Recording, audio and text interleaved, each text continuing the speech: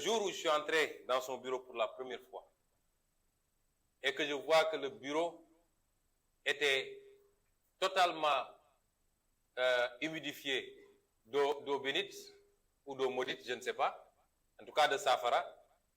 Et quand je me suis mis en face d'un juge qui est allé se faire mettre des sparadraps et je ne sais quoi à la main, parce qu'on lui avait dit qu'il ne faut pas serrer la main à Sonko, et je n'étais pas venu pour lui serrer la main d'ailleurs, j'ai compris que ce monsieur était venu en mission commandée, qu'il ferait semblant d'instruire un dossier, mais que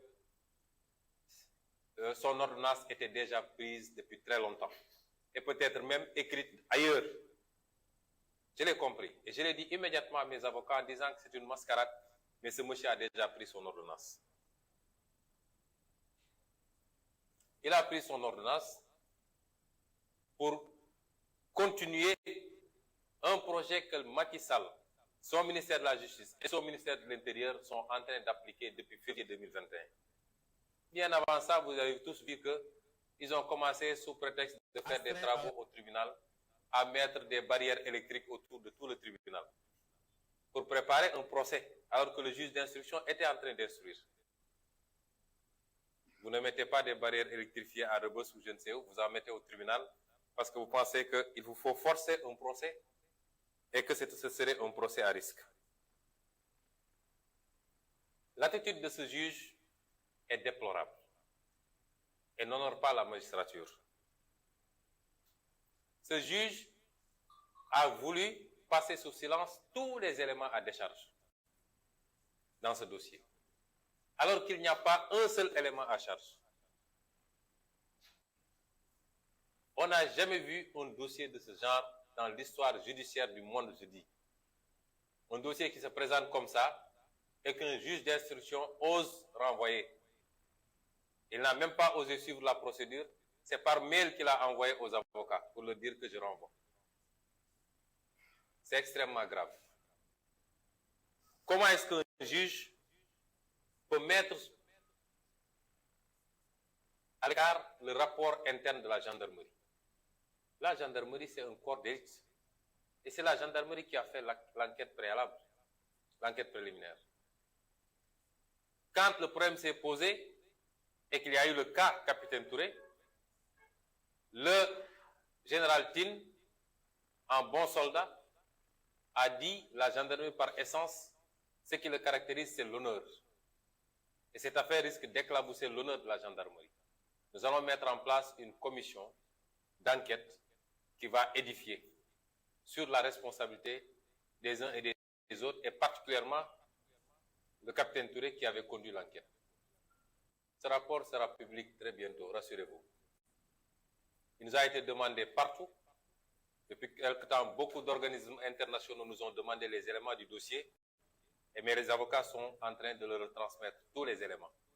Mais le peuple sénégalais aura tous ces éléments parce que nous avons l'intégralité du dossier. Et ce rapport, je l'ai moi-même, main à main, remis à M. Omar Maham Diallo. Un rapport qui dit que M.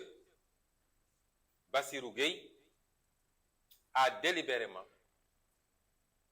compromis le rapport initial dressé par le capitaine Touré pour y mettre des éléments à charge. Il est allé jusqu'à y mettre des photos obscènes qui n'avaient rien à voir avec le rapport initial, mais il ajoutait également des passages, il retranchait des passages qui me déchargeaient. Comment est-ce qu'un juge d'instruction sérieux peut passer sous silence un rapport comme ça pour dire qu'il renvoie un dossier? Le Sénégalais aura tous ces éléments. M. Omar Maham Diallo a passé sous silence le témoignage du docteur Alfousseni Gaye, qui est le médecin qui a consulté la plaignante. Docteur Alfousseni Gaye a fait un témoignage devant le juge d'instruction pour dire qu'il n'a vu rien qui puisse renvoyer même, qui puisse faire penser à l'existence d'un viol. Et, cerise sur le gâteau, il a enfoncé les comploteurs en disant que c'est Maître Sow qui l'a appelé pour lui dire d'aller prendre la plaignante parce qu'elle était en danger de mort. Et que c'est Maître Sow et Mamour Diallo qui l'ont appelé instamment le lendemain pour exiger le rapport médical et qui ont envoyé une personne avec un sac plein d'argent pour essayer de le corrompre dans le sens de l'établissement d'un rapport de complaisance. Comment est-ce qu'un juge d'instruction peut passer sous silence des témoignages aussi accablants et aussi à décharge pour renvoyer un dossier en jugement? Comment ce juge d'instruction a pu passer sous silence un certificat médical que tout le Sénégal a vu? Un certificat médical établi par ce même docteur Gaye, qui aujourd'hui est menacé de mort et persécuté. Sa voiture a été attaquée. Il a déposé des plaintes à la gendarmerie. Personne n'a daigné réagir. Comment est-ce qu'un juge d'instruction sérieux peut passer sous silence ce certificat médical qui écarte toute possibilité de viol? Je crois que désormais, il faut que tous les Sénégalais sachent qu'ils sont en danger. Qu'aujourd'hui, ce n'est plus la peine d'amener des preuves en justice parce que ça ne sert à absolument rien. Dès que la commande politique tombe, toute preuve que vous amènerez sera écartée et votre accusateur n'aura pas besoin d'amener des preuves dès lors que Macky Sall dit que ma volonté, c'est que vous fassiez ceci. Comment est-ce qu'un juge d'instruction peut passer sous silence tous les témoignages des personnes qui travaillaient dans cet institut et qui sont tous des témoignages à décharge? Il n'y a pas un seul témoignage à charge contre nous. Comment est-ce qu'un juge d'instruction peut passer sous silence tout cela? Comment est-ce qu'un juge d'instruction peut passer sous silence les témoignages du capitaine Touré, qui est à la base du PV, qui a servi à sa saisine, même si ce PV a été compromis par Serigne Bassirou Gueye? Ne serait-ce que pour ces deux raisons, ce dossier n'aurait jamais dû atterrir là où il est. C'est-à-dire le PV qui a servi à saisir le juge d'instruction est un faux. Vous ne pouvez pas instruire sur la base d'un faux. Et la deuxième chose, le juge qui a hérité du dossier est disqualifié pour le faire parce qu'il est partisan. Il avait déjà pris une position sans connaître le dossier et sans que le dossier lui soit affecté. Il avait pris une position pour m'envoyer en instruction. Comment est-ce qu'un juge d'instruction peut ignorer les témoignages du capitaine Touré?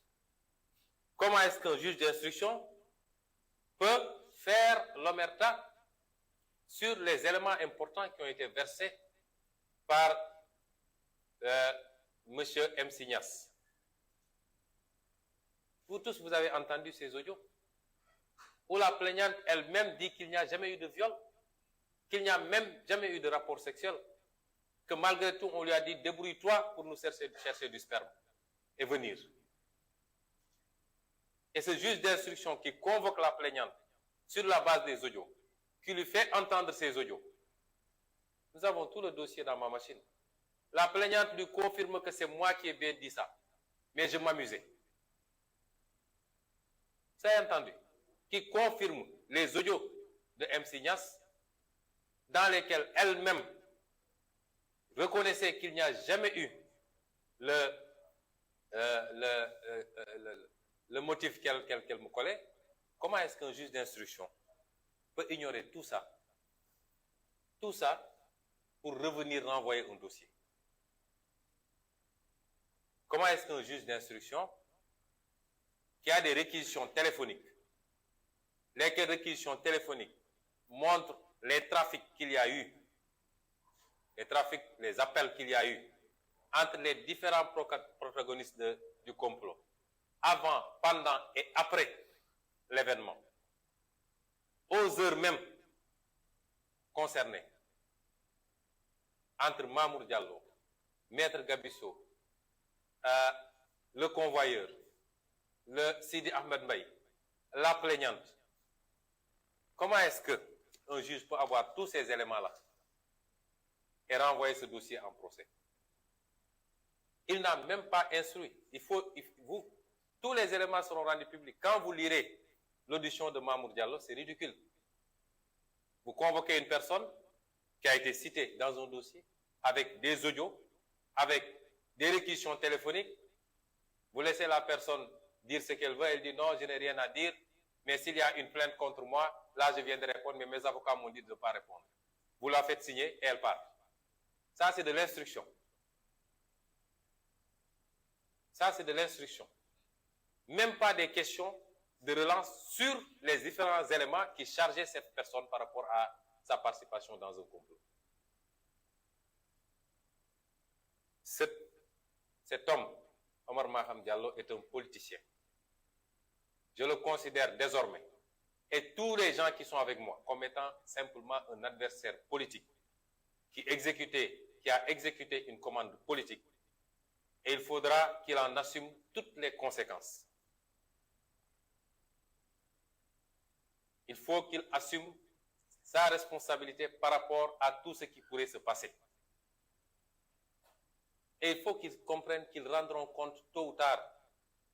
Parce qu'il faut que les magistrats de ce pays comprennent qu'ils n'ont pas un blanc-seing pour faire ce qu'ils veulent. Ils doivent appliquer la loi et exclusivement la loi.